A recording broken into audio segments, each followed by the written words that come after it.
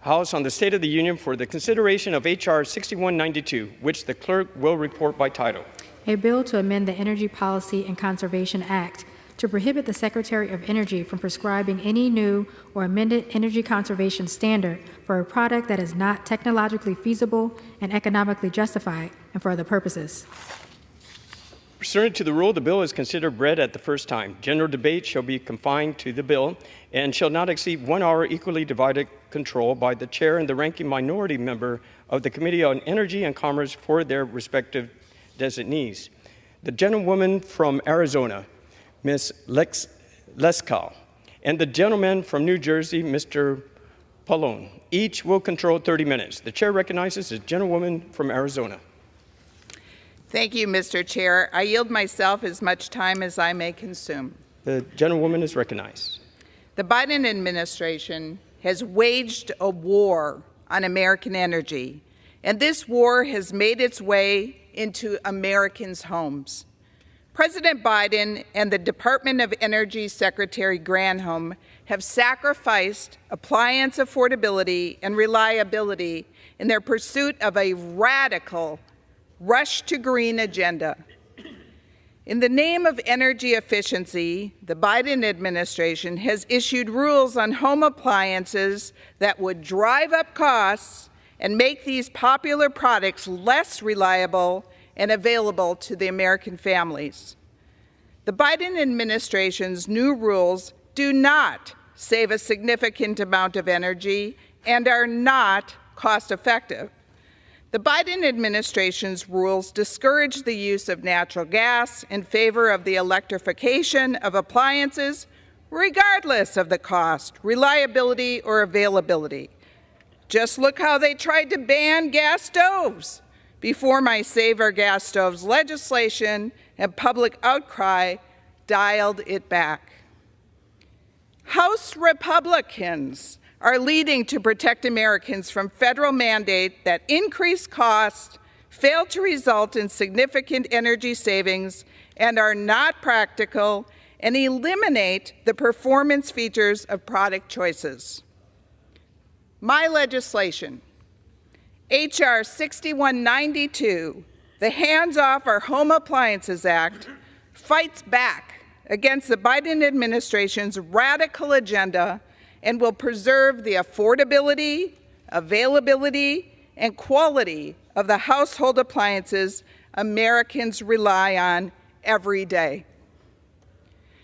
Enacted in 1975, the Energy Policy and Conservation Act, also called EPCA, provides specific criteria the Department of Energy must follow in order to propose a new appliance efficiency standard. It is supposed to result in a significant conservation of energy, be technologically feasible, and economically justified. The problem is that current law doesn't define the parameters for these criteria. So the Biden administration has ignored these critical consumer protections by proposing and finalizing standards that violate the statute. My bill will define how much energy or water has to be saved. My bill will define that any additional upfront cost to install a new appliance that has new mandated energy efficiency standards will be recuperated within a reasonable period of time. H.R. 6192 will protect affordability by requiring the Department of Energy to consider the full life cycle cost of appliances when determining if the new standard is economically justified.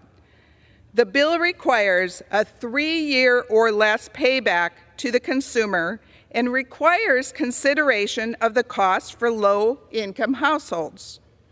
No longer will the Biden administration be able to say a savings of 12 cents per month is economically justified, as they have done before.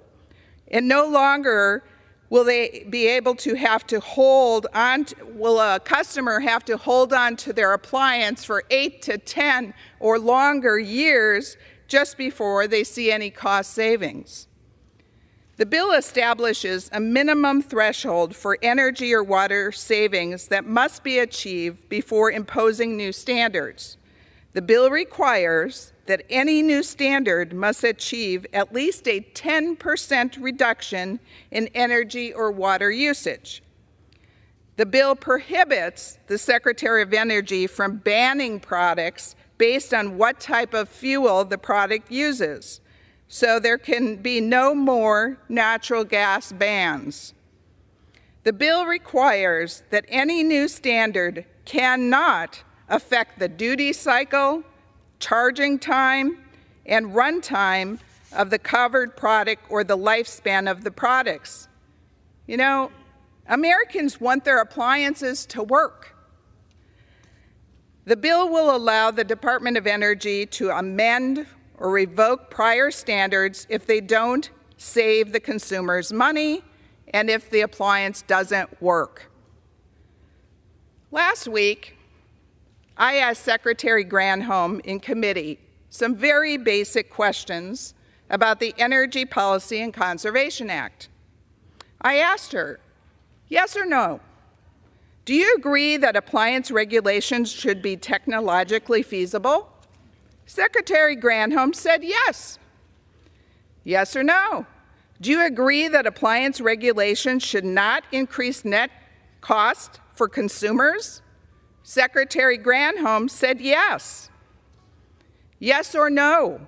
Do you agree that appliance regulations should save a significant amount of energy?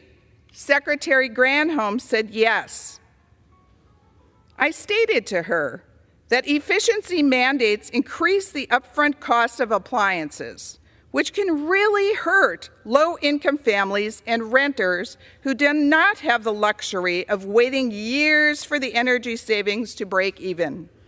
So I asked her, yes or no, do you agree that 3 years is a reasonable payback period for efficiency regulations? You know what? Secretary Granholm said she thought the payback should be done within 1 year. Thus, folks, Secretary Granholm is on record supporting every key element of my bill. In January of this year, the Fifth Circuit Court found that the Department of Energy has abused the law.